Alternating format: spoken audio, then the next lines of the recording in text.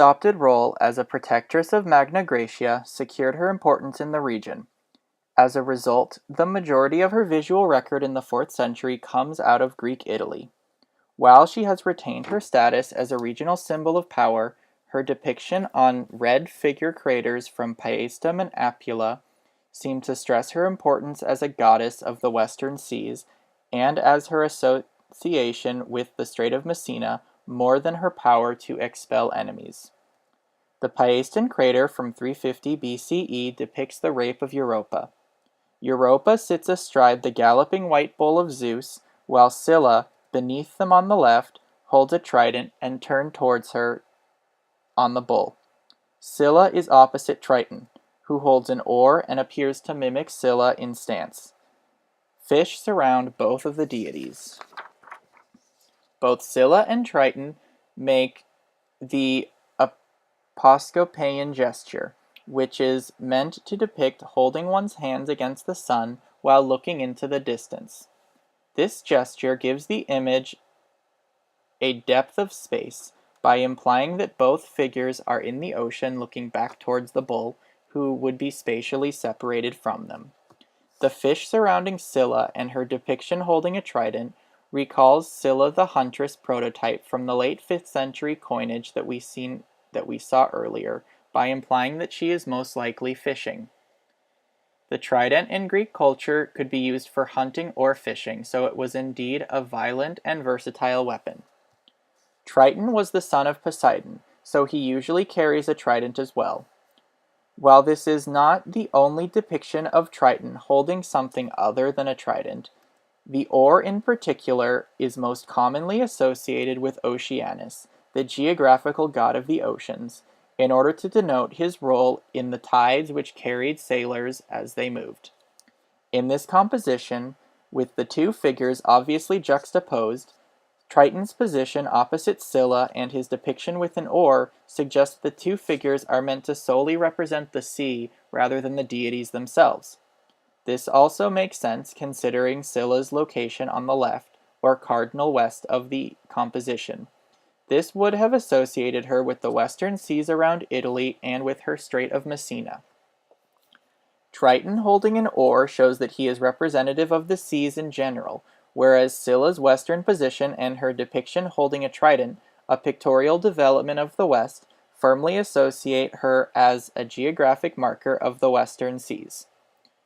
We see a similar use of Scylla as geographical marker in the Apulian vase from 375 BCE, depicting the rescue of Andromeda from the Ketos by the hero Perseus.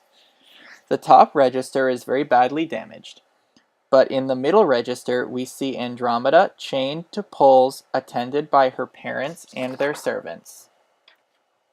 On the bottom register we see Perseus, who is in the process of fighting the fearsome Ketos, a sea monster which was generally portrayed as an ocean-going dragon or something similar. The battle image is flanked by a Nereid riding a hippocampus on the left, and Scylla making the Aposcopean gesture on the right. Although Scylla is not spatially positioned in the cardinal west, her position opposite a Nereid, a demigod of the sea, and her Aposcopean gesture both point to her use as a marker of the sea. This association of Scylla with geography and the ocean recalls once again her strong association with treacherous straits. Although she appears in reference to several straits, the Strait of Messina in Italy and the Strait of Bosphorus in Turkey are the two most common areas where her image appears in classical art and coinage. It is interesting to note that the rescue of Andromeda is said to have happened in Ethiopia, a city in northern Egypt, so it is possible to argue that Scylla's positioning in the composition of the Apulian base to the cardinal east associates her with the Bosphorus Strait of Turkey, which would have also been east of Egypt. But I do not wish to dwell on this too much, as there is not too much evidence other than her actual positioning to the right of the composition. Rather, it is more interesting to point out that Scylla's strong association with treacherous areas of the seas have much to do with her sexuality. Hauptmann points out continuously that analogies between female genitals and geography are well attested to in the lexicon and poetry of classical Greece. Specifically, she references Aristophanes, who is known to use words denoting gates or passageways to refer to female organs. It has now become clear why Scylla is so feminized in classical art.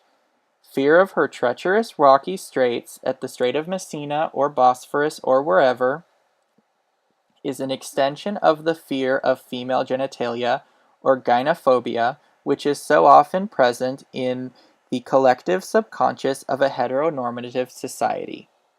Cohen makes the point in his essay on monster culture that monsters often prevent mobility, both physical and metaphorical, by policing the borders of the known and the unknown and of the accepted and the unaccepted.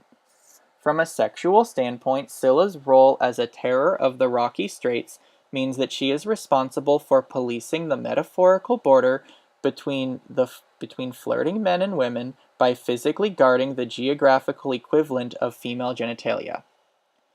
The frustrations of courtship are a main feature of the stories on both the Paestin crater and on the Apulian vase. The Paestin image depicts Zeus carrying off Europa.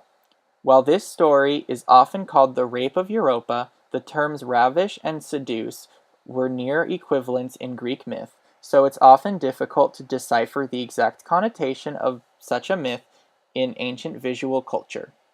Similarly, the Apulian image depicts the hero Perseus saving Andromeda, whom he later marries, from the Ketos. In both cases, we see Scylla associated with male challenges in courtship and in the obstacles needed to overcome by men in order to achieve sex with women. Scylla as geography becomes what Mercedes Aguirre Castro and Hauptmann refer to separately as Scylla the Untamed Maiden. Scylla's 4th century depictions in relation to stories with strong sexual and conjugal implications gives her the connotation of representing a form of Greek gynophobia. We have already mentioned how Scylla's sexuality positioned her as a sexual other in the pantheon of Greek sea gods and as a threat to societal tradition in her power to subvert gender roles in 5th century depictions. Now we see the full circle evolution of Scylla in the 4th century. She has moved from a threat from without to a threat from within. No longer is Scylla confined only to straits of myth or to the Western colonies. Now she appears as the symbol of challenge in heterosexual courtship throughout the Greek world.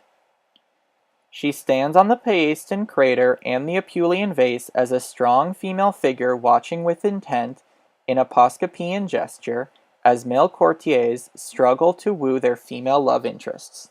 Scylla represents the fear of female independence. Just as she herself could turn away at any moment and return to her impenetrable rocky fortress, so too could the kidnapped Europa and the rescued Andromeda reject their admirers despite their best efforts at courtship and the challenges they had overcome to gain their woman's acceptance.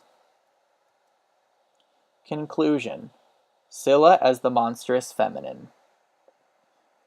Beyond the 4th century BCE, depictions of Scylla begin to lose their symbolic quality in the Hellenistic preoccupation with mythology, but Scylla's connotation as an independent femme fatale lives on in Hellenistic literature. For the first time in centuries, Scylla's origin story is reborn in Ovid's Metamorphoses from 8 CE. Ovid tells the story of the minor sea god Glaucus, who fell in love with Scylla, but she is repulsed by his fishy tail, and she flees onto land where he cannot follow.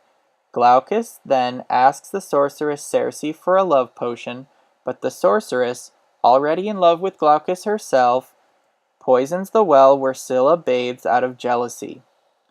And this is how Ovid says that Scylla is turned into the monster. This story encapsulates all aspects of sexual frustration and fear represented by Scylla, namely fear of female independence and of male frustrations in courtship. Cohen says that to step outside official cultural geography is to risk becoming monstrous oneself.